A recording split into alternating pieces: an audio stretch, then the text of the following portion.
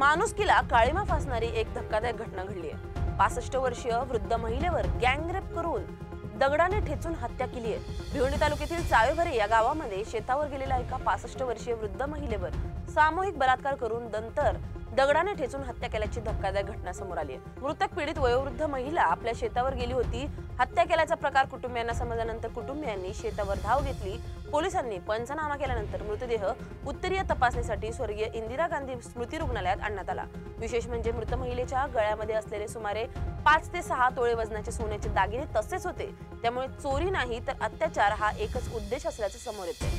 ही घटना अत्यंत निंदनीय आणि लज्जास्पद असून राज्यात पोलीस व शासन यंत्रणेचा धाक राहिला नाहीये अशी एकूण परिस्थिती निर्माण झाली आहे। आरोपींना कठोर शासन करण्याची मागणी सामाजिक कार्यकर्ते वकील संघटनेचे अध्यक्ष ॲडव्होकेट किरण चन्ने यांनी केली आहे। या महिला जवळजवळ 65 वर्षाच्या आहेत।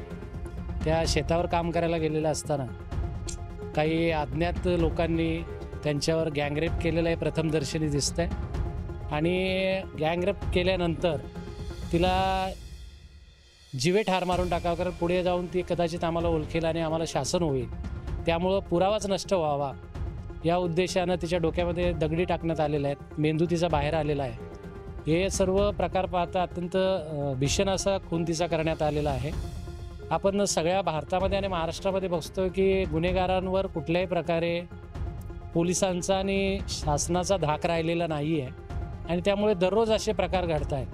म्हणून आपल्याद्वारे महाराष्ट्र शासनाला मी खरं तर या ठिकाणी मागणी करतो आहे की एका सिनियर सिटीजनवर अशा पद्धतीचे अन्याय अत्याचार होत असतील आणि तिला जर अत्यंत भीषण पद्धतीनं ब्रुटली मारलं जात असेल तरी मला वाटते सर्वांसाठी समाजासाठी लज्जास्पद गोष्ट आहे। लवकरात लवकर आरोपींचा शोध घ्यावा आणि सर्व आरोपींना फाशी झाली पाहिजे अशा पद्धतीची मागणी या ठिकाणी एक सामाजिक कार्यकर्ता म्हणून मी करतो।